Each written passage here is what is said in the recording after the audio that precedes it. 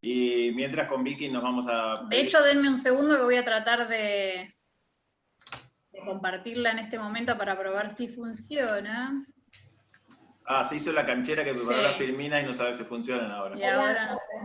Hola, hola. Hola, Hola. yo les hablo desde el centro de estudiantes, ya te paso, inicié la clase, ahora te paso para que sean anfitriones y puedan compartir la pantalla. Perfecto, era eso lo que me pasaba, perfecto. Gracias.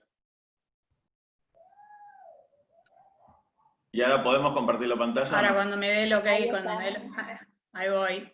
A ver ahora. Perfecto. Fabuloso. Mil gracias, no sé cómo te llamás, pero muchísimas gracias. Ahora ven ahí la presentación, ahí una hoja blanca con verde. ¿Sí? Bien. Bueno, Sí. nos vamos presentando mientras cae alguno.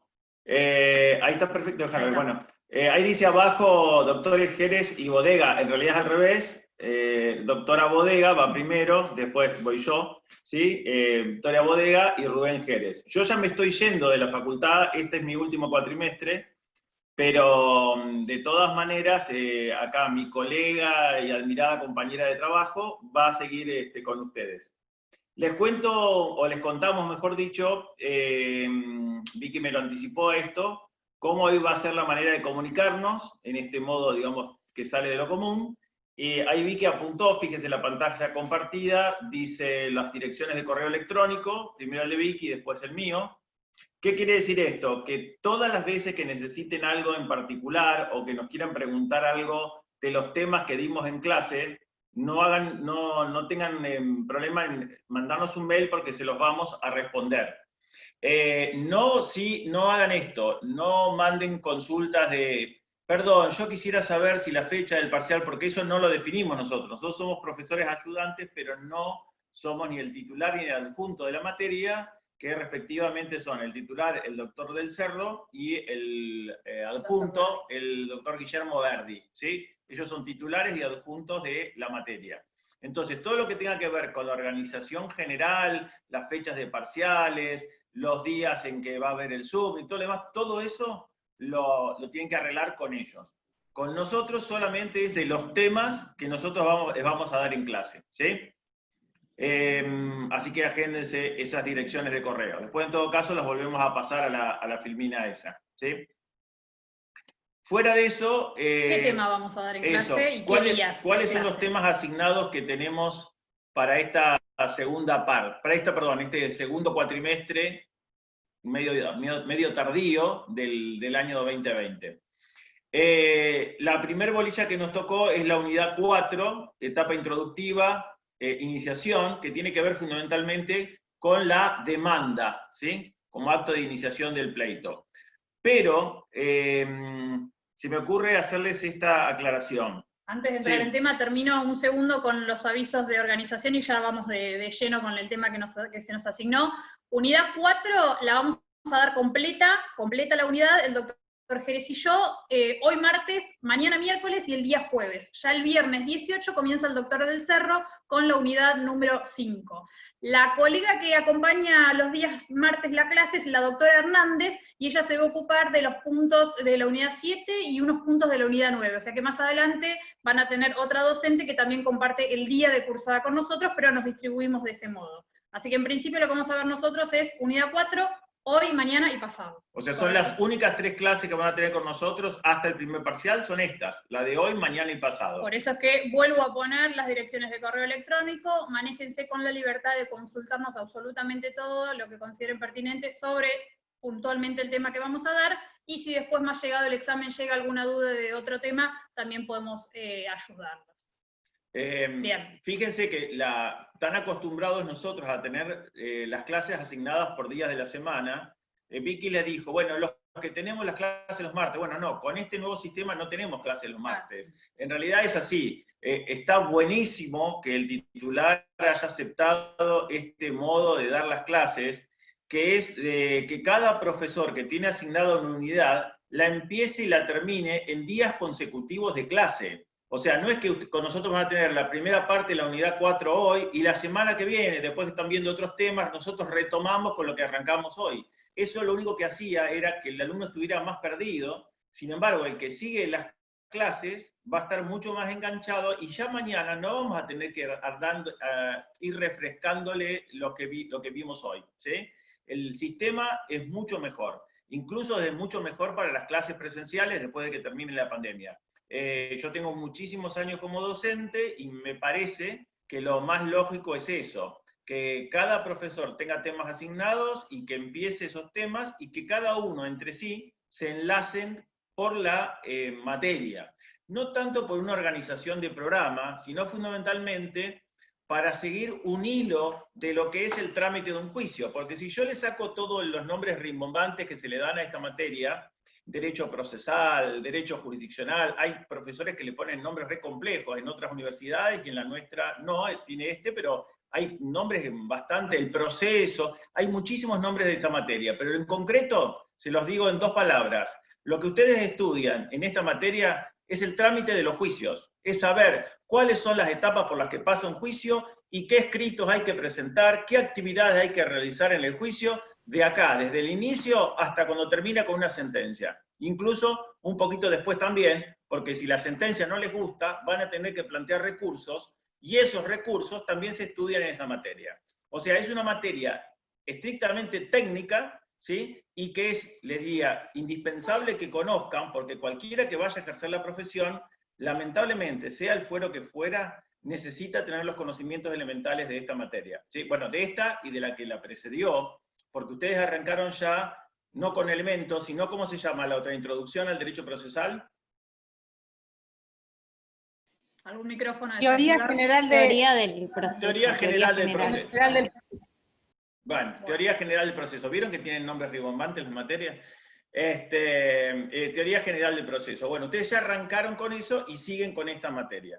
Bueno, hecha todas estas aclaraciones y que es importante que sepan. Yo ya voy a hacer aclaraciones más puntuales, pero también un poco general antes de arrancar, en cuanto a el doctor del Cerro, no lo vieron al doctor del Cerro todavía, utilización de 2 códigos procesales para esta materia. El doctor del Cerro toma la codificación del Código de la Provincia de Buenos Aires y del Código de Nación, así que nosotros en clase, y les recomiendo lo mismo ahora, sigan las clases y los apuntes y las preguntas con el código en la mano, tengan el código, lean, no se vayan de eso, y bueno, y en principio Código de la Provincia y Código de Nación, importantísimo. Y en esta unidad que vamos a empezar a ver particularmente hoy, y en las que siguen en general, vamos a tener que combinar toda la normativa del Código de Procedimientos con un montón de acordadas que fue dictando la Suprema Corte de la Provincia de Buenos Aires en todo este periodo de pandemia, que intentaron un poco tratar de que el servicio de justicia no se vea afectado y de que los profesionales y la justicia pudieran seguir trabajando de la mejor manera.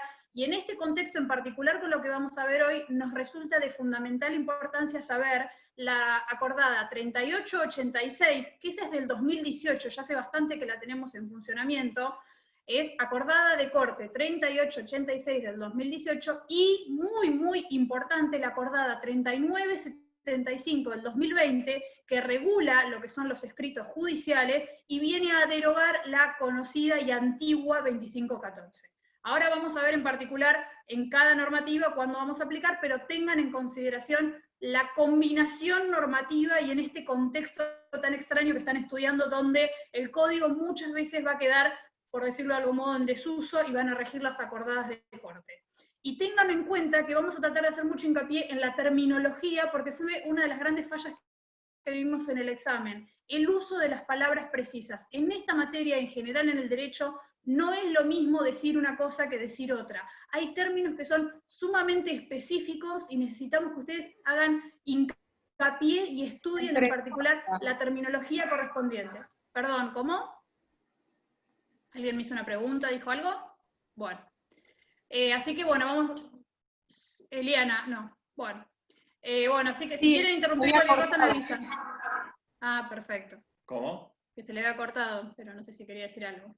Bien. Cualquier cosa escriben en el chat y cuando termino la clase hago un repasito del chat y vamos con eso. Arrancamos. Bien. Yo me voy a parar, perdón Vicky, pero me voy a parar porque yo estoy más acostumbrado a dar clase parado. Bueno. Y me resulta mucho más cómodo. Ahí estamos. Si no, en todo caso le ponemos algo abajo, eso, los expedientes, para que parezcan más altos, ¿eso no? Bueno, ahora ¿no? Bueno, está bien así igual. Bueno, y además también porque quiero protegerla un poco a Vicky por el tema del distanciamiento, por Igual, si más alguien que consulta, obvios. somos burbuja. El doctor Jerez y yo tenemos un vínculo, somos burbuja, así que no estamos rompiendo ninguna norma al estar juntos. Sí. Bueno, unidad número 4, etapa de introductiva, iniciación. Arrancamos. Primer disparador que tira el PowerPoint. ¿Los procesos judiciales siempre se inician con una demanda? Doctor Jerez, ¿cuál es la respuesta correcta? No, lees lo que tienes que escribir. Ahí yo en el Power les puse que no. ¿Por qué decimos que no siempre los procesos judiciales inician con una demanda? Porque hace ya bastantes años que en la provincia de Buenos Aires se instauró el procedimiento de mediación prejudicial obligatoria. Eso significa que una gran cantidad de litigios necesariamente deben pasar por el proceso de mediación prejudicial antes de iniciarse la instancia judicial. De hecho, ahora vamos a ver cuando veamos los requisitos de la demanda, uno de ellos es el acompañamiento del formulario de cierre de mediación donde las partes no llegaron a ningún acuerdo. Entonces, fracasada esa etapa prejudicial, vamos a poder iniciar nuestro proceso judicial. No sé, ¿querés alguna? No, yo pensé que además de eso, sí, eso obviamente lo que está diciendo Vicky es muy importante. Yo no sé si se eliminó la bolilla de mediación en el programa actual. ¿Está la unidad de mediación o no? Me parece que no está más. No está más, ¿no? Bueno, porque lo de mediación antes tenía una bolilla en Derecho Procesal Civil que tal vez la hayan tenido ustedes en Teoría General del Proceso, ¿no? La mediación como modo alternativo de solución de conflictos. Hay alguien que me está sintiendo con la cabeza. La vemos a Marcela. Bueno, entonces eso significa que ya lo vieron. Bueno, entonces, la demanda como primer acto de iniciación, hoy por hoy, en la mayoría de los casos que tramitan en el Fuero Civil y Comercial, tienen que pasar por la mediación previa obligatoria que ya la estudiaron. Pero al margen de eso, lo que se me había ocurrido, en función de lo que vi como primer punto de la unidad 4, que dice la demanda, es que también, previa a la demanda, al margen de la mediación obligatoria, pueden existir trámites que tal vez los vieron en Teoría General del Proceso, que se llaman diligencias preliminares, que parece que en el programa nuevo no está más. Sí, diligencias está. Ah, ¿está? Sí, en entonces, una de las unidades hablé de está. más entonces. Acá, mirá, en la unidad 3, la acaban de ver, la acaban de terminar de ver. Con la Perfecto. doctora Comiso lo vimos. Con la doctora Comiso vieron en el punto 4 de la unidad 3, diligencias preliminares y prueba anticipada. Perfecto, listo, no dije nada. Entonces ahora sí, hechas estas aclaraciones, tanto lo de la mediación como que pueden existir diligencias preliminares, vamos a la unidad que nos convoca y arrancamos con... A Yelén Ingracia quiere hacer una pregunta, levantaste la mano, Yelén. Soy del programa del viejo y no tuvimos teoría general del proceso. Aclaro por las dudas. Tengo un poco cortada el audio, creo que lo que interpreté es que decís que no tuviste en teoría. Eso es lo que va a querer decir que algunos de ustedes no van a tener la mediación como conocimiento, así que lo van a tener que leer por su cuenta. No es porque la vayan a evaluar sobre mediación acá al dar esta materia, pero sí es cierto que lo que primero vas a tener que hacer como abogada, si tenés que iniciar un juicio, es ver si el caso que tenés que iniciar tiene mediación previa obligatoria o no, porque quedaste sin nada, porque en teoría no está y ahora tampoco está en procesal civil. Es importantísimo, y más en esta época, donde vamos apuntando mucho más a los modos alternativos de solución de conflicto que al conflicto en sí. Por lo menos esa es la tendencia que se viene siguiendo en el ámbito judicial, que tengan muy en claro el procedimiento de la etapa de mediación. No es nuestro tema ahora, de hecho, si alguno en particular quiere algún apunte, puede que tengamos algo para facilitarles de lectura, pero tengan en cuenta este tema para el ejercicio de la profesión. Sí, en todo caso, si mandás un mail a Vicky o a mí, te enviamos el apunte que tengamos de mediación, si que tenemos algo armado de eso, ¿no? Vale, gracias. Bueno, bien. Vamos ahora sí, a lo que nos convoca. A lo que arrancamos ahora, que es demanda. El primer punto de demanda dice demanda concepto, ¿verdad? Correcto. Y vos ahí en el apunte tenías anotado una definición de demanda de Arasi, si mal no recuerdo. Este en particular es de Roland Arasi. Tengan en cuenta esto, cuando nosotros hablamos del apunte, el apunte está subido, eso me olvidé decir, está subido al campus, todo el material está subido al campus. De cualquier modo, la idea de estas clases es que ustedes vayan corrigiendo cualquier error u observación que puedan hacerle al apunte, y lo que les iba a decir era esto, importante. Hay varios trabajitos prácticos y una autoevaluación final en el texto. Yo se las voy a poner por separado, voy a subir un trabajito práctico al campus para que ustedes puedan ir autoevaluándose, a ver si comprendieron o no los conceptos, y nosotros les vamos a ir haciendo las correcciones y las devoluciones pertinentes. Así que la parte de trabajos prácticos que están en el texto del apunte, déjenlas aparte, ustedes lean solamente la teoría, y obviamente nos consultan lo que sea, y después vamos a subir los trabajos prácticos independientes al campus, que les vamos a ir haciendo las devoluciones. Perdón, me acordé ahora de eso, ahora que dijimos del apunte. Está bien, Avanti. perfecto. Entonces Volviendo al apunte... está muy bueno esto, lo de la incorporación de los trabajos prácticos. ¿Por qué? Porque en realidad lo que nosotros nos damos cuenta cuando evaluamos, cuando tomamos exámenes, es que les cuesta trabajar con ejemplos. O sea, si un profesor de la facultad les dice, ¿qué pasaría si presentás la demanda fuera de término? La presentaste el día, no sé, 15 después de notificada la demanda, es como que les cuesta razonar en función de un caso práctico. Entonces es buenísimo que una evaluación, que muchas veces los profesores la hacemos más práctica que teórica, sepan cómo manejarse, ¿sí? Y además es un buen ensayo para la práctica profesional. Así que estaba buenísimo que el titular también haya incorporado esto, lo de los trabajos prácticos. Sí, van a tener trabajos prácticos de las unidades que ya se dieron también, ayer coordinamos, así que van a tener actividades. Bueno, volviendo al tema, concepto de demanda. Sí, vos tenías anotada ahí la de Arasi. Esa es la de Arasi. Bien, Arasi dice, es el acto de iniciación del proceso por medio del cual se ejerce el derecho de acción y se deduce la pretensión. ¿Qué es un importante? macanudo, Arasi, porque en realidad podemos ensayar alguna. Sí, el concepto de Arasi es muy, muy, muy teórico, y si yo les preguntara a ustedes que en vez de esa definición me digan qué es la demanda, por lo que hasta ahora han escuchado la demanda, en la facultad, diría, no, la demanda es el primer escrito que presenta el abogado diciendo qué es lo que va a reclamar en el juicio. Bueno, esa es la traducción, digamos, más clara de lo que es un escrito de demanda, ¿sí? Es el acto de iniciación del juicio en el cual el abogado del quien va a reclamar dice qué es lo que quiere obtener con la sentencia. Correcto. Ahora, en la definición de Arasi, que dice acto de iniciación del proceso por medio del cual se ejerce el derecho de acción y se deduce la pretensión, seguramente a los que ya cursaron teoría general del proceso, les van a aparecer estas tres palabritas, ¿sí? Como conocidas. Que no son lo mismo, y que es importante, hablando del tecnicismo, que tengan en cuenta qué significa cada una de ellas. Claro, muchas veces se identifica la demanda con la acción. Planteó una acción, creo que por lo general, cuando escuchan en tele, inició acciones civiles. En realidad está mal dicho, en todo caso será una demanda civil, o la pretensión resarcitoria inició en realidad una demanda de daños y perjuicios. Por eso vamos a repasar, los que tuvieron teoría general del proceso, vamos a repasar estos conceptos. El primero de ellos, acción. ¿Qué es la acción? La acción no es ni más ni menos que un derecho constitucional, que está consagrado indirectamente en el artículo 18 de la Constitución Nacional, el que habla de defensa en juicio, por medio del cual esta acción lo que permite es que cualquier ciudadano pueda recurrir a la instancia judicial, que es la autoridad estatal designada para cumplir esta misión, en reclamo de que se le preste tutela judicial. ¿Qué quiere decir esto? El derecho de acción es el que tenemos todos los ciudadanos de ir a golpear la puerta de la autoridad estatal para decir, necesito que alguien me resuelva este conflicto que tengo con mi vecino. Ese derecho autónomo y abstracto de acción, ¿sí?, es el que da puntapié a toda la teoría del derecho procesal. O sea, nace el derecho procesal, en definitiva, cuando los autores se dieron cuenta que no es lo mismo tener un derecho sustancial que ejercer el derecho de acción. Uy, les compliqué la vida, ¿no? Con esto. A ver, ¿cómo que no es lo mismo? No, porque una cosa es ser el dueño de una casa y otra cosa es tener derecho a reclamar por esa casa.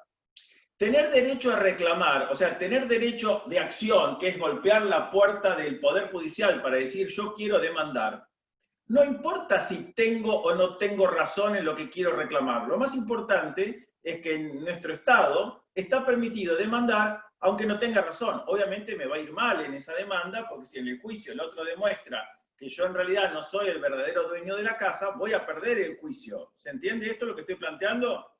Entonces, el derecho de acción es un derecho autónomo y abstracto que es de golpear la puerta del Estado para decir que me preste tutela judicial efectiva.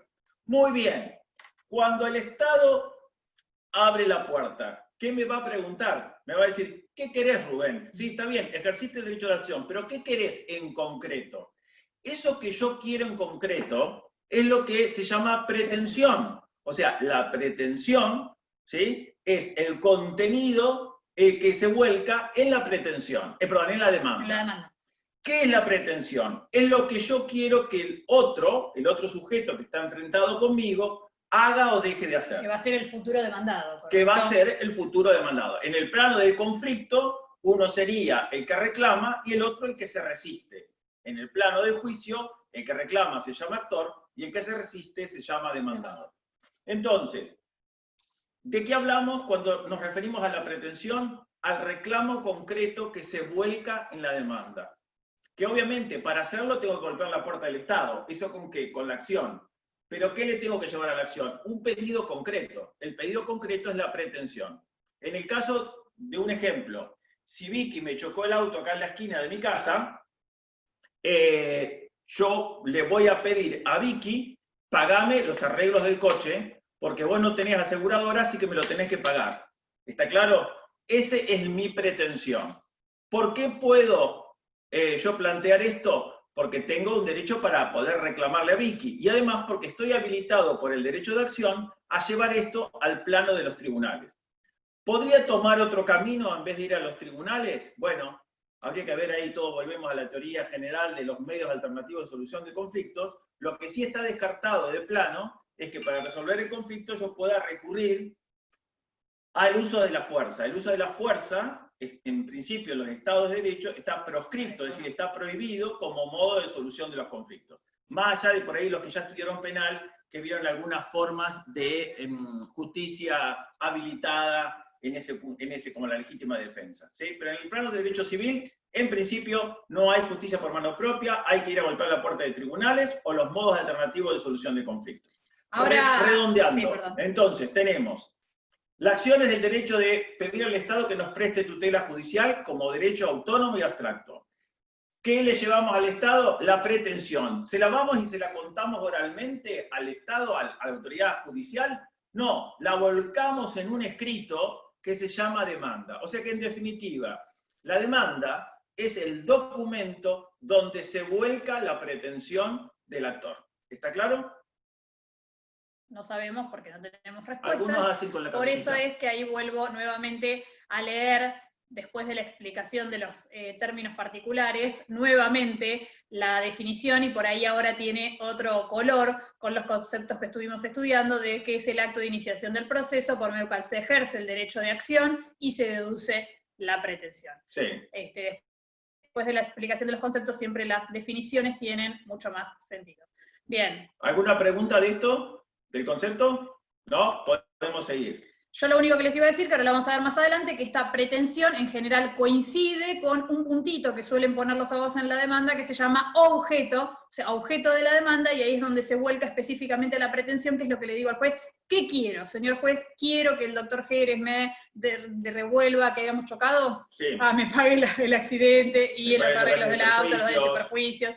Básicamente, o que me pague los alquileres que me debe, etcétera, etcétera. Cualquiera que a ustedes se les ocurra. Bien. ¿Sí? Requisitos de la demanda. Ya vamos sí, en particular a los requisitos que tiene que tener el escrito de demanda en donde volcamos la pretensión. Acá, en este Power principal, les pusimos los grandes grupos de requisitos que ahora vamos a estudiar en manera individual cada uno. A grandes rasgos, los requisitos de la demanda tienen que cumplir con requisitos formales, sustanciales, los que serían fiscales, previsionales y profesionales, y finalmente el formulario de mediación prejudicial obligatoria que adelantamos hace un ratito qué era. Vamos a estudiar cada uno de estos requisitos porque en principio uno, cuando habla de requisitos de demanda, va al 330 y hay un poquito más para ver. Requisitos formales de la demanda, ¿qué incluyen esto? Como primer punto dice que la demanda debe ser deducida por escrito. Esto está establecido así, estaba en el Código de Procedimientos, estaba en la ex acordada 2514, hoy es la 3975. Yo ahí en el Power puse, ojo, hoy escrito electrónico. ¿Por qué? Porque en este periodo de pandemia, en donde estamos tratando de que el servicio de justicia funcione, como les dije hoy, está habilitado el inicio de causas, o sea, la presentación de demandas de manera electrónica. Todo todo lo que tengan que presentar hoy ante la justicia hay que pensarlo de qué manera se puede hacer de manera electrónica, porque probablemente ya haya una posibilidad y se pueda hacer mediante ese medio electrónico. Ya no es necesario concurrir a tribunales prácticamente, de hecho, en esta fase 3 tampoco está autorizada la actividad presencial de abogados en tribunales, o sea que todos los medios de comunicación son electrónicos. Así que, en cuanto a este punto de que la demanda debe ser deducida por escrito, lo importante es que la demanda debe ser deducida por escrito electrónico. Bien, hablábamos con Vicky antes de empezar la clase, que en realidad estos cambios que se hicieron por la pandemia vienen para quedarse. Sí. ¿Por qué? Porque en realidad, si hubieran cursado el cuatrimestre pasado, el anterior, o sea, cuando todavía no estábamos en pandemia, se decía, bueno, la presentación de los abogados puede ser por escrito electrónico, porque eso ya está habilitado, pero el de la demanda era como un escrito sagrado, tenía que ser en papel. Esto, digamos, para beneficio de los profesionales y de los clientes, ahora, con motivo de la pandemia, se tuvo que modificar. Para decir, bueno, ¿no se podrá presentar igualmente en forma electrónica? ¿No podrán hacer esa excepción? Bueno, eso es lo que explicaba Vicky recién. Ahora se puede hacer incluso la demanda por escrito electrónico. Antes ya sí existía el escrito electrónico, pero no era condición para la demanda. La demanda era por escrito, papel. ¿Sí? Sí, básicamente por la importancia que reviste el acto. Ustedes cuando hagan un análisis del proceso en general, que vendría a ser de todas las unidades que están viendo, iniciando por esta que es la demanda, van a ver que hay actos procesales que revisten mayor importancia que otros. La demanda es uno de los actos más importantes del proceso, justamente porque marca la cancha, por decirlo en términos no jurídicos, o sea, determina qué es lo que vamos a pedir, cómo lo vamos a pedir, y en función de eso, las reglas de juego que se van a plantear en este conflicto hasta llegar a una sentencia. Agrego un poquito más a esta importancia de la presentación electrónica de la demanda, que incluso hemos ido un poquito más allá y se está trabajando en la notificación electrónica de la demanda. Ustedes ya vieron notificaciones en la unidad 2, hasta ahora en un acto que todavía necesariamente debería hacerse por cédula, papel, no admitía la notificación electrónica. Sin embargo, ahora, en este periodo, estamos tratando de incluso notificar la demanda en forma electrónica. No me voy a ir más en el tema de las notificaciones, pero ya les deben haber contado que incluso se han notificado demandas por WhatsApp en este contexto, porque los jueces han intentado de cualquier medio, siempre respetando obviamente el derecho de defensa que rige todo proceso judicial, pero han intentado ir salvando los obstáculos que se fueron generando en todo este proceso y buscando la manera de que todo siga avanzando. Bien, pero eso lo dejamos un poquito porque hay un punto más adelante que es notificación de la demanda, ¿sí? Ahora nos quedamos con el escrito de demanda. Correcto. Entonces lo primero que tiene que ser por escrito, y ahí aclaró Vicky, hoy escrito electrónico. Muy bien. Segundo requisito formal. En idioma nacional, y ahí es donde también tenemos que estudiar el artículo 118, que habla de los escritos judiciales del Código de Procedimientos. Igual, recién estábamos buscando, ahora les debo exactamente la norma que establece en idioma nacional de los escritos judiciales, después se los se los agrego y se los pongo en el programita.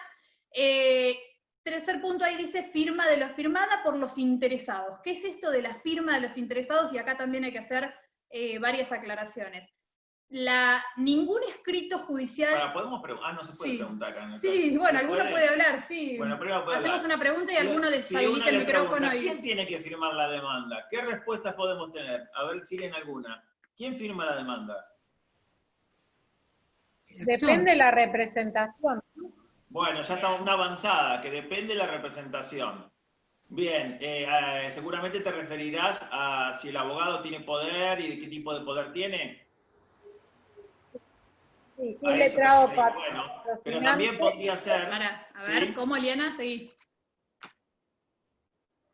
Si es letrado patrocinante, entiendo que lo tienen que firmar los dos, el abogado y su cliente. Acá lo que vamos a aclarar es esto, porque la primera, en realidad, yo pensaba que por ahí los que son, digamos, totalmente neófitos, acá en el caso ustedes no, porque ustedes ya cursaron elementos algunos y otros ya tuvieron teoría general, ya saben algo, pero si yo le pregunto a cualquier vecino, ¿quién firma la demanda? Me va a decir, y el que quiere reclamar. O sea, me va a decir en definitiva que el que firma la demanda es el actor.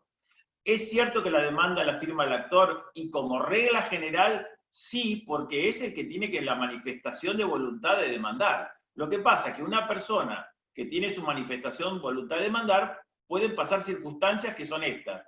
Primero, esa persona puede ser que no sea una persona física, es una persona jurídica, entonces la persona que va a firmar ya no va a ser la sociedad, sino seguramente el representante legal de la sociedad. Todos esos vericuetos que aparecen, lo mismo como la calidad de representación del abogado, es lo que vamos a analizar en este punto y es lo que le va a explicar Vicky ahora. ¿Quiénes son los que tienen que firmar la demanda y las distintas variantes? ¿Querías hacerlo? Sí, dale. En primer término, no sé cómo habías hecho la explicación. Si el actor es una persona física, digamos una persona normal, obviamente el actor va a tener que firmar la demanda, y si no le otorgó poder a ningún abogado, sino que va a trabajar con lo que se conoce, esto también lo vamos a ver más adelante, con un patrocinio letrado, lo que significa que el abogado simplemente va a acompañar, las presentaciones las hace el cliente, el abogado simplemente acompaña ese trabajo. En ese caso, el escrito va a tener que estar firmado. ¿Quiénes van a ser los interesados? El actor y el abogado que lo representa en este carácter de patrocinio letrado. Hago un paréntesis. Sí. En realidad, no es decisión del actor si va o no va con patrocinio. Siempre. El artículo 56 del Código de Procedimientos habla de patrocinio letrado obligatorio. O sea, nadie, por más que se conozca o sepa que sabe del tema, podría presentar una demanda solito. El código lo que exige es que tenga un abogado que lo asesore. Seguramente Vicky se ríe porque se acuerda de alguien. Teníamos un caso de un fulano que conocía mucho de derecho y se la pasaba presentando escritos solo. Él solo presentaba sus escritos, se representaba y presentaba continuamente. ¿Cómo se llamaba? Se me fue el nombre. No, el apellido no me lo acuerdo. No estaba muy bien el señor, pero... No, era un tipo que estaba loco, y se llama personalidad querulante. Si alguien conoce algún psicólogo, le va a contar de qué se trata. El querulante es la persona que todo el tiempo está pensando qué puede reclamar y que quiere hacer justicia con todo, y se lo pasa yendo a tribunales o ante cualquiera que lo escuche diciendo que tiene un juicio para hacer. O sea, el que le gusta decir te vas a comer una carta de documento, que no me acuerdo quién era, pero bueno, una cosa más o menos así. Como los de la tele. Como los de la tele. Esas personalidades querulantes, por más que existan, no pueden presentar escritos solo. Gracias a Dios que está ese artículo, porque se imaginan que este fulano que se nos aparecía todos los días en tribunales, nosotros a cada escrito que he presentado, ¿qué le decíamos? Cúmplase con el artículo 56 del Código de Procedimiento y se proveerá. Como diciendo, no te vamos a decir ni una letra si vos no venís con un abogado que te patrocine. Obviamente que te imaginan los abogados lo que le duraban, 2 días este loco. Sí. Porque él quería dirigirlo al abogado. Suponemos incluso que puede haber llegado a estudiar Derecho. Sí. Porque, tenía bastante conocimiento. Sí, como que leía mucho y palabras que usaba, las metía en cualquier lado, pero tenían que ver con nuestra profesión. O sea que era un loquito, pero que algo de derecho sabía. Pero claro, nadie lo aguantaba, después no le presentaban, los abogados no le firmaban más escritos. Bueno, eso es una anécdota, pero entonces en principio, firmado por el interesado, el actor sí, pero solo no, tiene que tener el patrocinio obligatorio. Eso se impuso como garantía de la defensa en juicio que está en el Código, en la Constitución, ¿sí? ¿Qué aclaración iba a hacer? Y por ahí lo están pensando, y si lo están pensando me interrumpen y me hacen preguntas. Obviamente con el papel era fácil, le llevas el escrito a tu cliente, firma el cliente y uno acompaña, y con las 2 firmas hológrafas se hacía la presentación de la demanda. Y ustedes pensarán ahora, ¿y ahora con la firma electrónica qué pasa? ¿No se pueden presentar así las demandas? Sí, se pueden. ¿Cuál es la manera que han encontrado los abogados de salvar este obstáculo? Es llevar por mensajería o incluso mandar el escrito para que el cliente vía mail o de algún modo electrónico, para que el cliente lo reciba, lo firme hológrafa y se lo envíe al abogado para que tenga el escrito escaneado, y el abogado se ha convertido en una especie de depositario de estas ratificaciones que puede hacer el cliente de esos escritos, y en caso de que el juzgado lo requiera, se presenta. O sea, hoy por hoy, que el cliente no pueda firmar hológrafamente la demanda no significa que no se pueda presentar la demanda. Se trata de buscar la manera de que el instrumento tenga la firma de la persona, obviamente, pero de que la demanda pueda ser presentada y continúe su trámite normal. En definitiva, el abogado va a presentar la demanda solo, aclarándole al juez que esto cuenta con el respaldo de ese cliente que le dio la posibilidad de llevarle adelante el juicio, que no le dio poder, pero que tiene un escrito firmado, una copia idéntica a la demanda, firmado por él, de puño y letra, que le hizo llegar, como dijo Vicky, por alguien para que lo firmara, y se lo llevaron después al estudio en esta etapa de pandemia. En este caso, ¿el juzgado qué hace? Que lo toma como garante al abogado, es decir, no le dice, bueno, esperemos que pase la pandemia y se proveerá. Se la provee igual, condicionado a que cualquier momento que se considere necesario, se le va a pedir que exhiba o acompañe al tribunal el escrito, aquel original que daba puntapié a la demanda. ¿Sí? Totalmente. ¿Qué pasa? Dijimos, este era un supuesto de persona física con el abogado actuando como patrocinio letrado. ¿Qué pasa en el caso de las personas jurídicas? Creo que algo adelantaste. Sí. Las personas jurídicas claramente no tienen posibilidad de firma, sino que siempre van a estar actuando a través de sus representantes. Dependiendo del tipo de sociedad que se trate, va a ser el representante que tenga la facultad de justamente representarlas en un proceso, un gerente en el caso de una SRL, por ejemplo. Ahora, ¿qué pasa con, este es el representante de la persona jurídica? ¿Con quién va a estar acompañado? En principio O sea, él va a ser uno de los que firma. Él va a ser uno de los que firman, o sea, va a ser la persona interesada en representación de la empresa. Pero a su vez dijimos que siempre tiene que tener un abogado que acompañe estas actuaciones. En principio puede también actuar con, como dijimos recién, con la persona física, con un patrocinio letrado, en los mismos términos que acabamos de hacer todas las observaciones. Y en algún momento hubo una discusión sobre la necesidad de que se traspasen los poderes de esta persona que representaba la sociedad a un abogado, diciendo, digamos, mira, la persona jurídica no puede... Se llama sustitución de mandato. Correcto. Eso. O sea, digamos, el gerente en el caso de una RL no tendría que actuar en el juicio, sino que tendría que sustituir sus facultades en poder de un abogado para que sea ese abogado quien represente a la persona jurídica en el juicio. Jurisprudencialmente, por lo menos en nuestro departamento judicial, eso ya no es necesario, así que la persona jurídica puede actuar con un patrocinante o con un apoderado, pero siempre con la firma del representante de la sociedad. No, perdón. Si es apoderado, no. Sí, claro. O sea, estamos hablando del caso de representante legal de la persona jurídica, por ejemplo, el socio gerente en la SRL, como dijo Vicky, firma él el escrito de demanda y sí o sí tiene que ir acompañado por la firma de un abogado como patrocinante. Entonces, hasta ahora explicamos caso de persona física con patrocinio, persona jurídica con patrocinio. Son los dos casos en los cuales el abogado actúa como mero patrocinante y el cliente es el que firma el escrito, sea la persona física o el representante legal de la persona jurídica. Ahora vamos al segundo grupo de casos. ¿Qué pasa cuando el deseo del cliente es que directamente lo represente en el juicio un abogado? Si decide eso, que como cliente, que lo represente un abogado, porque a él le resulta más cómodo, porque no está todo el tiempo disponible para firmarle cada uno de los escritos a ese abogado, entonces, ¿qué hace? Van a una escribanía y le otorga el poder a su abogado para que con ese poder se presente en el juicio. En este caso, cuando el abogado tiene poder de esta persona física, directamente se presenta él acompañando el documento que lo instituye como apoderado, es decir, la escritura de mandato que se hizo ante el escribano. Hablo de escribano porque en realidad, como regla, se exige que tenga forma de instrumento público el mandato. Artículo 47 del Código de Procedimientos. Bien. ¿Hubo alguna duda con respecto a si el nuevo Código Civil y Comercial no había liberado la posibilidad de que el mandato se otorgara por instrumento privado? ¿Sí? Los tribunales, la mayoría se han inclinado por decir, no, se mantiene la vigencia de la necesidad de poder otorgado ante escribano. ¿Sí?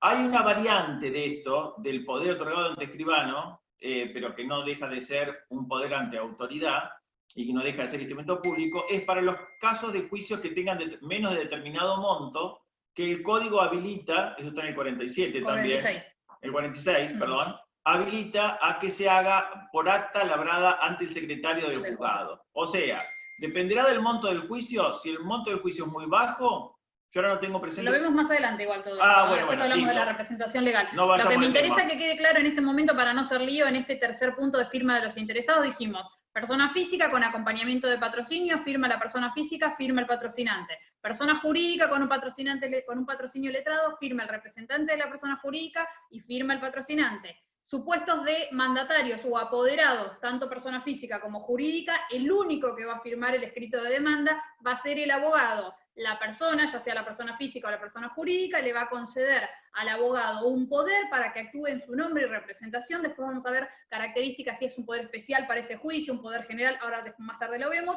Lo importante es que en caso de que actúe un abogado como apoderado, ya sea persona física o persona jurídica, el único interesado en firmar ese escrito de demanda va a ser el abogado. Tres casos. No, el tercero nos falta.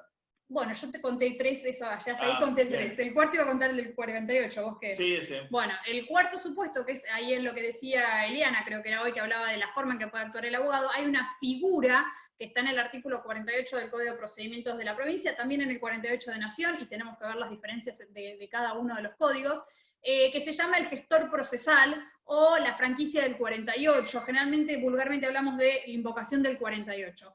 ¿Qué es esta invocación del 48? Es una figura a la que puede recurrir un abogado, en principio prevista para casos de urgencia, cuando no cuenta con la posibilidad de que su cliente lo acompañe en la firma del escrito. Para eso estuvo pensada, pero puede... O está tramitándose en la escribanía el otorgamiento del poder, pero todavía no lo tiene y tiene que presentar la demanda ya, ¿sí? Porque en realidad la invocación del 48 no es ni más ni menos alguien que dice: yo soy el representante de Juan Pérez, soy el apoderado, pero en este momento no puedo traer el poder, porque él fue a la escribanía, todavía no lo atendieron, o él está en Buenos Aires, o el motivo que fuera, no importa.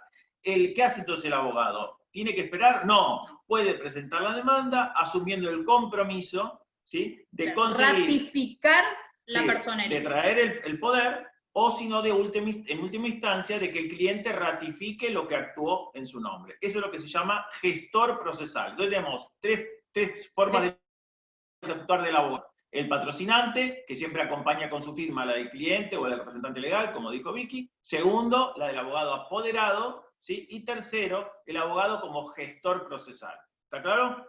Perdón, que estoy viendo en el chat, me están poniendo cosas, bueno, después las miro igual, porque si no, no podemos las dos cosas juntos, somos limitados.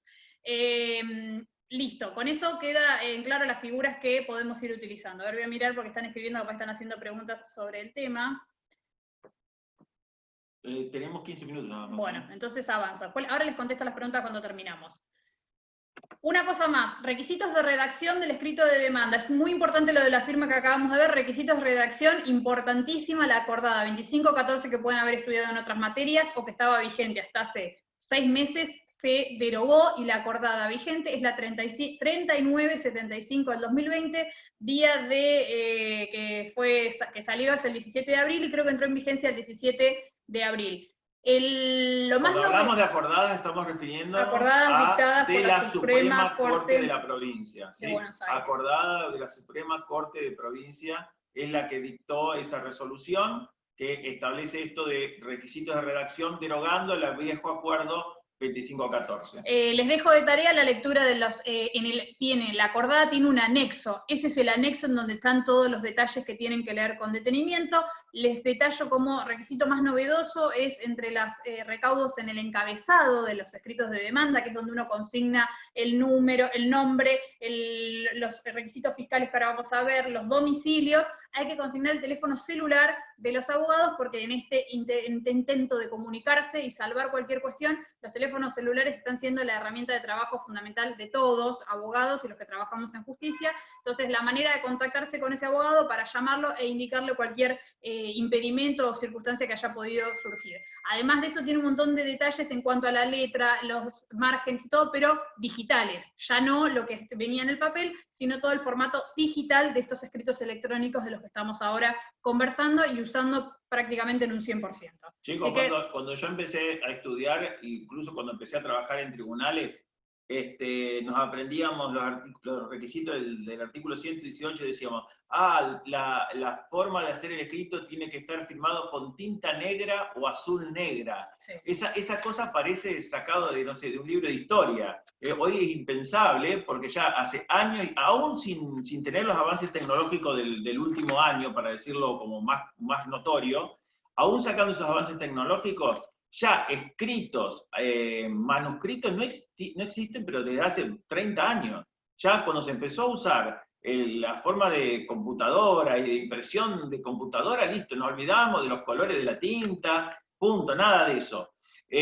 Ahora, para el examen, cuando llegan al punto 4 de estos requisitos formales que puso Vicky, dice requisitos de la redacción del escrito, ustedes lean la acordada, pero traten de recordar los más centrales. No se van a, un profesor no les va a desaprobar porque se equivoquen y digan, no, es espaciado doble o espaciado simple. No, eso no lo vamos a tener en cuenta. ¿Qué cantidad de letras por renglón puede admitirse? No, eso tampoco. La cantidad de renglones tampoco. Nadie va a desaprobar por eso. Pero ¿sí? Más que nada también, porque eso tiene un fundamento que se está previsto que ante cualquier deficiencia en la presentación del escrito que no se cumpla con la acordada, no va a haber más inconveniente que una intimación al abogado a que subsane ese error. No quiero hacer ninguna comparación con ninguna nulidad ni nada de eso, pero ante alguna deficiencia en el escrito, el juez va a intimar a que se subsane y en principio se va a reparar y no va a haber ningún inconveniente. Más que nada, todos esos requisitos saben a lo que apuntan, a la legibilidad, es decir, a que lo que me estén presentando no sea una cosa comprimida en una sola carilla, donde está en una letra casi ilegible de lo chiquita que es, y todo de corrido, sin punto ni coma. Apunta a que sea algo legible para el profesional que está del otro lado y para el juez que está en el juzgado esperando esa presentación. ¿Sí? Bien, vamos a poner un poquito más de ritmo. Vuelvo un toque a esta filmina. Requisitos de la demanda formales son los que acabamos de estudiar. Punto B, sustanciales, y ahí vamos. Ahí sí, cuando hablamos de requisitos sustanciales, vamos a ir propiamente dicho al análisis de la normativa que regula el escrito de demanda, que es el artículo 330.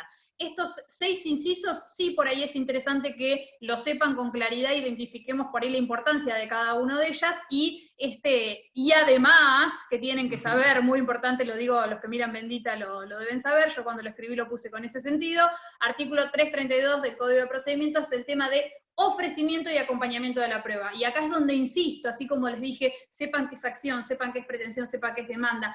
No es lo mismo, y en la unidad de prueba lo tienen que tener clarísimo, el ofrecimiento de la prueba que el acompañamiento de la prueba. No es lo mismo. Y ahora vamos a ir a estos 6 incisos rápido, de qué es lo que tenemos que saber en cada uno. Tan rápido no, porque en realidad si bien vi que dijo, esto lo tienen que, o algo así como dijiste, lo deberían saber o algo así. No, lo tienen que saber. Lo tienen que saber sí o sí, porque esta es una pregunta de examen.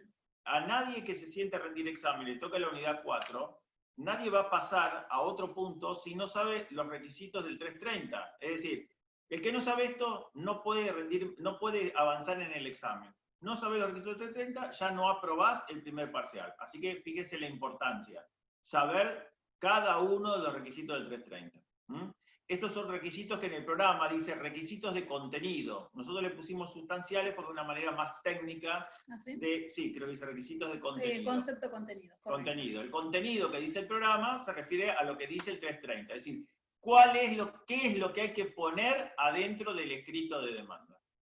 Primer punto dice nombre y domicilio del demandante. ¿Por qué es importante que tengamos en cuenta este dato del nombre y domicilio del actor, de quien va a ser quien reclama en el proceso? En principio porque el juez cuando reciba su escrito de demanda va a tener que analizar la legitimación y la capacidad de la parte actora.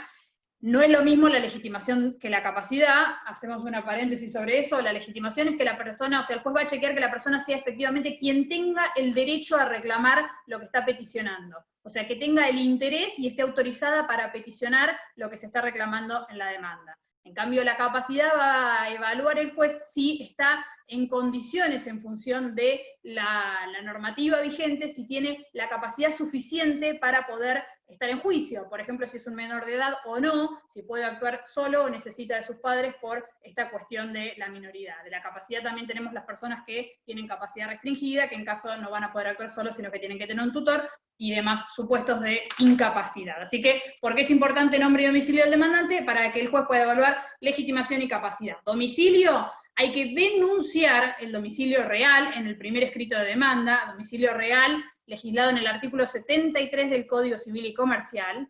¿Pero por qué decís denunciar el domicilio real? ¿No se constituye el domicilio real? El domicilio real se denuncia, el domicilio procesal se constituye. ¿Qué diferencia hay?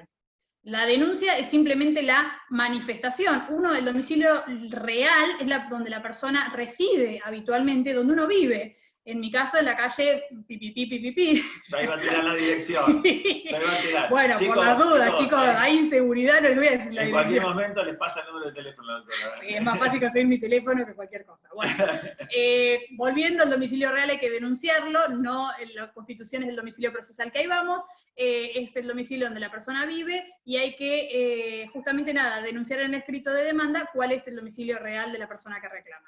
¿Qué dijo el doctor Jerez que este es el domicilio procesal?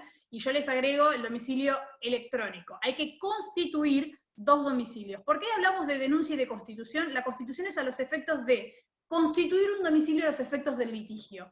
Va a ser el domicilio al que nos van a llegar todas las notificaciones que deban notificarse a este tipo de domicilios en el marco de este proceso. ¿Por qué les hago la distinción? Porque generalmente, antiguamente, lo que constituíamos era un domicilio procesal, físico, donde nos llegaban todas las notificaciones. Era el estudio del abogado. Exactamente. Eso es lo que se llama el domicilio procesal. Era el estudio del abogado. Ahí es donde le iban a llegar todas las cédulas durante el trámite del juicio. Correcto. Y el denunciado era el del cliente, donde vivía el cliente. Juan Pérez vive en calle La Rioja, bueno, número tanto, ahí se va a mandar la demanda.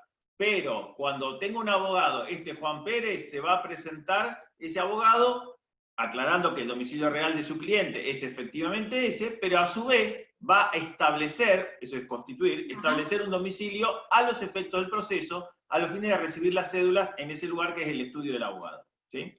Pero ahora hay otro. El domicilio procesal electrónico, que básicamente es el que vamos a usar últimamente, casi todas las notificaciones se comunican a ese domicilio procesal electrónico, que hace las veces de este domicilio físico, pero como todas las notificaciones están siendo electrónicas, ahí es donde vamos a diligenciar todas nuestras cédulas electrónicas al domicilio procesal electrónico. Después vamos a ver cómo son las características que tiene y cómo se constituye, pero fíjense que hablamos de denunciar domicilio real y de constituir domicilio procesal y domicilio procesal electrónico. Además de la denuncia del nombre, que parece tan sencillo que uno dice denuncia del nombre, a esos efectos es importante determinar todos estos aspectos. Para que se hagan una idea, equivale a la casilla del correo electrónico que uno usa normalmente, ¿sí?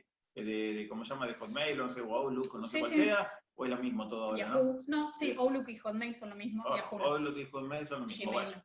Bien, eso es en la casilla, hay un domicilio procesal constituido, eso es para el electrónico, para el juicio. Bien. Perdón, ahora que dijo el doctor Jerez esto, yo voy a hacer una simple observación que por ahí hablamos de todo esto y ustedes no tienen idea. Cuando hablamos de firma digital de los abogados y de toda esta cuestión de la firma de los escritos de demanda, los abogados tienen un token, se llama token, es un pendrive, por ahí es una pavada lo que estoy diciendo, pero por las dudas se los digo. Es un pendrive que uno con eso y una configuración que tiene es absolutamente personal, le da certificación nacional la ONTI, que es la Oficina de Tecnología Nacional, y eso es la firma digital, o sea, uno con ese token en la CPU es donde automáticamente tiene que consignar la firma con una contraseña, y con eso se produce la firma electrónica o la firma digital, que no son lo mismo, va para otra clase, la firma del abogado. No sé si, porque no, ahora me quedo pendiente, que por ahí es una pavada y lo saben. Yo había propuesto dividir este punto. En el punto que dice la demanda debe estar firmada, yo había dividido en dos grupos, decir, bueno, o dos aclaraciones. Por un lado es quién debe firmar. Dice firmar, pero quién debe. Ahí entramos entonces todo el abogado, el patrocinante, etcétera, etcétera. Y por otro lado, cómo se firma. Entonces, quién y cómo se firma. En el cómo se firma, hoy por hoy, vamos al camino prácticamente exclusivo de manejar todo con firma electrónica. Ustedes, como futuros abogados, van a tramitar la obtención de su token para firmar como abogados en el propio colegio de abogados. Nosotros, los que trabajamos en la justicia, Vicky y yo, nosotros lo que tenemos es una tramitación interna dentro del Poder Judicial para tramitar nuestra firma electrónica. Yo, que hace 30 años que trabajo en tribunales, todavía me cuesta sacarme la virome de la mano, porque cuando alguien me dice, che, firmame la causa tal, yo empiezo a buscar la virome, y en realidad lo que tengo que abrir es el sistema informático, y entrar ahí con mi clave de firma electrónica, y firmar electrónicamente, obviamente con mi propio token también, el propio que usamos dentro del Poder Judicial, firmar de esa manera las resoluciones. O sea, ni abogados, ni jueces ahora firmamos de manera manuscrita, lo agrego algo hacemos más, electrónicamente. Ni abogados, ni jueces, ni auxiliares de la justicia, Ni como auxiliar. son los peritos. Ustedes después van a ver en la prueba pericial que la justicia tiene auxiliares que son profesionales de otras ramas, odontólogos, médicos, lo que fuera, que se dedican a realizar pericias judiciales. Ellos también tienen firma digital en función de cada uno de sus colegios, y que ellos también hacen presentaciones electrónicas, tienen domicilio electrónico, todo lo mismo que el abogado. Bien. Sin irme de tema, volviendo a nombre y domicilio del demandante, vamos al punto 2 del 330, que es nombre y domicilio del demandado. El actor, que es hoy el que dije que con la presentación de la demanda marca un poco la cancha, otra vez con términos no jurídicos, yo que les pido tecnicismo, yo no los uso, mal hecho. ¿Qué quiero decir con esto? El actor va a ser quien determine como regla... marcar la cancha, lo que decir procesalmente, bueno. pensemos en una palabra, a ver, marcar la cancha vendría a ser que el escrito de demanda delimita el objeto de discusión en el pleito, delimita el ámbito de actuación de la justicia y establece los límites. Los limbos, iba a decir, porque es medio como antiguo eso, los limbos sobre los que va a transitar el juicio.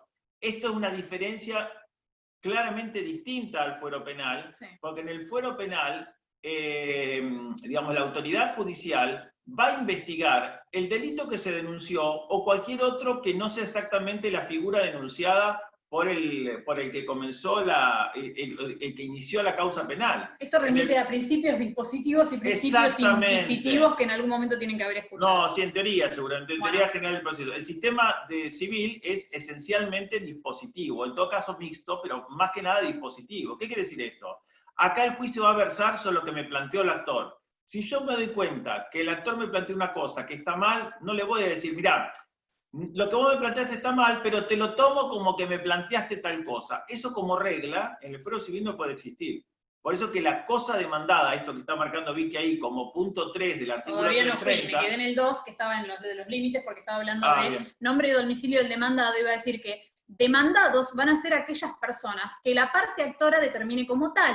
O sea, en esto de los juegos, de los límites y el juego que hablábamos recién... Entonces, límites subjetivos. Correcto. Es determinar que el actor va a decidir de algún modo, ahora vamos a ver unas pequeñas excepciones, que las hay como en todo, pero en principio va a ser el actor quien determine a quién va dirigida esa demanda, contra quién va a tratar de resolver este conflicto generado. ¿Por qué digo que hay algunas excepciones?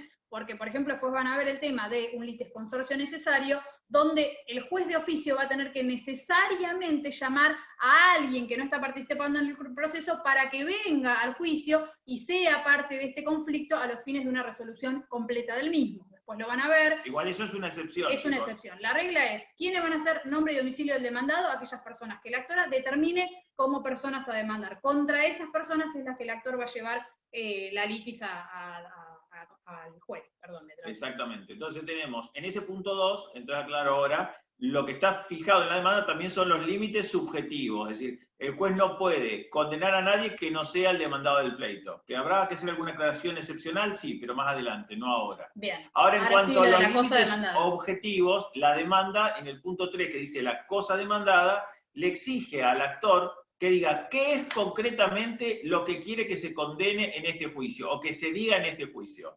Eso es la cosa demandada, lo que yo reclamo. Por ejemplo, si es por un accidente de tránsito y me chocaron el auto, los daños y perjuicios que me provocaron con ese choque. Si yo inicié un juicio de,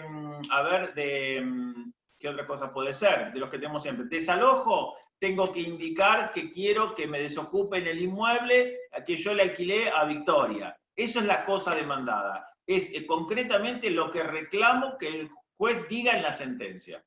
¿Qué aclaración voy a hacer acá importante, que aparte la vi después en los trabajos prácticos que les vamos a plantear? En los reclamos de sumas de dinero, es importante en principio determinar el monto que se reclama específicamente, o sea, el número completo, también, el número en el que coincide con objeto. Sí. El monto completo que vamos a reclamar. Ahora, hay dos excepciones que prevé el 330, el primer párrafo del 330, después de la enumeración de estos requisitos, donde dice cuándo se podría excepcionar esta obligación de denunciar el monto completo. Los voy a leer literales para que no haya confusiones. El código prevé, uno de los supuestos es, cuando no fuera posible determinarla, hablando de esta suma, al promover la demanda en mérito de las especiales circunstancias del caso. O sea, lo que el código te dice es, puede suceder que cuando tengas que demandar y plantear este monto, no puedas precisarlo por las especiales circunstancias de lo que se reclama. Por ejemplo, si estamos reclamando frutos, o si estamos reclamando intereses de esa suma, no vamos a poder determinar en el momento inicial en el que estamos planteando esta demanda, cuál es esa suma total que vamos a poder plantear. Creo que esto va a merecer un detenimiento porque es una pregunta típica del Sí. examen. Así que la vamos a dejar para mañana. Mañana arrancamos con esto. ¿Cuáles son, digamos, las posibilidades, las excepciones a la regla de que hay que indicar cuál es la suma reclamada en el juicio? ¿Sí? Hay excepciones. Eso está en el 330 y lo vamos a analizar mañana. Mañana retomamos ahí. Ah, ¿porque cortamos? Sí, sí. Ah, bueno, cortamos. No sabía que terminaba la clase. No, fíjate voy si hay a poner, alguna pregunta. sí, voy a poner un segundo, voy a sacar la pantalla y voy a poner acá. A ver, algo que podamos aclarar. Acá voy a mirar las preguntas. Después ratifica el cliente si son cuestiones urgentes. Con lo del 48, sí. Después ratifica el cliente si son cuestiones urgentes. Daniel puso eso, ¿no? Daniel, no sé qué pusiste. Después ratifica el cliente, sí. Después presenta tiene 60 días para presentar la ratificación del 48. Claro, perdón. Las dos opciones, es, si el abogado invoca el 48, ¿cómo se convalida su gestión? Sería o que presenta la ratificación con la firma del cliente, o que trae el poder el abogado. Si el abogado trae el poder, el cliente no tiene que ratificar nada. Con la sola presentación del poder que le dio ante el escribano a ese abogado, con eso ya está. O con el poder o con la ratificación expresa del cliente. Acá Viviana nos pone, apoderado, abogado. ¿Requiere sí o sí del patrocinio letrado? No. A veces los abogados apoderados actúan con patrocinio letrado, pero no requiere necesariamente. El abogado apoderado actúa en forma unilateral, o sea, solito, el abogado apoderado, y a veces sí, en los estudios, por una cuestión de trabajo, se hacen patrocinar los abogados, pero la relación es cliente-abogado, en ese vínculo son apoderados, y a su vez el apoderado tiene un abogado que lo patrocina, pero no se enrosquen con eso porque lo que tienen que saber es la relación cliente-abogado. No es necesario que el abogado actúe siempre con otro abogado que lo patrocine, eso es una elección. Miren, el origen de esa figura, que está prácticamente en desuso, yo digo que de 100 demandas que leo, puede haber una o dos que tengan dos abogados, uno como apoderado y el otro como patrocinante del apoderado. Tradicionalmente esto se decía para aquellos casos en los que el abogado encontraba que el caso que tenía que iniciar era de mucha complejidad y se hacía asesorar por otro colega de mucha trayectoria o un especialista en la materia, como para darle garantías a su cliente de que el asesoramiento estaba, digamos, era absoluto para su caso, como diciendo, no solamente estoy yo, sino que además, que soy tu médico de cabecera, para decir de alguna manera, de un lenguaje que ustedes entienden, sino que además estoy con este abogado de reconocimiento a que me va a acompañar en esta operación que tenemos que hacer. ¿Vieron? Le hice una comparación con el médico y creo que ahí por ahí les quedó gráfico. El que acompaña al abogado, no le digan al cerro esto, uno es el médico que me va a operar y otro es el que acompaña. El capo, no sé, no. Les digo para que lo grafiquen. Pero eso fue en cuanto al origen de la figura, no es porque sea indispensable. La mayoría de las demandas las presenta el abogado solo, apoderado y punto, nada más. Por ahí puede seguirse usando, ¿saben cuándo? Cuando los estudios jurídicos son abogados socios, entonces cada uno, para garantizar que le van a regular a ambos, ponen la firma los dos, uno como apoderado y otro como patrocinante, para garantizar que todos tienen su derecho a cobrar el honorario porque actúan como socios, pero no es indispensable. ¿Sí? Voy a contestar, Token lo vieron con Guillermo Verdi, perfecto. El examen es escrito hasta donde sabemos si se continúa la misma modalidad que el cuatrimestre pasado. No, el examen es oral y eso cualquier cosa le preguntan al doctor del Cerro. O a Verdi, cualquiera de los dos le preguntan eso. Pero no, es oral por Zoom como estamos ahora, videollamada hicimos el cuatrimestre pasado, cualquier cosa. Por eso. Plazo de ratificación del artículo 48 del gestor, 60 días, correcto. Ojo, hay un cuadro comparativo, en Nación son 40, lo vemos después, no son el plazo de ratificación en provincia, difiere del de ratificación en Nación. Acá pregunta Pablo, y la presentación de la demanda a la que hicieron referencia recién para tiempos de pandemia, que el actor, por ejemplo, le firmó la demanda al mensajero que envió el abogado, ¿no hay que ratificarla después? No, en realidad no es eso una ratificación, sino que el escrito con firma hológrafa del cliente queda en manos del abogado, o sea, no se presenta, exacto, no se presenta ese escrito con firma hológrafa del cliente, no va al juzgado a un expediente como sucedía hasta antes de la pandemia, sino que queda en el estudio del abogado. Y puede suceder que en algún momento el juez le diga, señor abogado, tráigame el escrito en donde está la firma hológrafa de su cliente. Yo creo, que más que un puede, es un debe. O sea, una vez que se termine la pandemia, el juzgado, sí. ¿Por qué? Porque imagínense que haya un abogado que empiece a iniciar juicios, y diga, no, yo tengo el escrito con la firma de mi cliente que se lo firmó al mensajero, y lo tengo guardado en el estudio, que el juez va a dictar sentencia de juicio que nunca supimos si el cliente había firmado o no.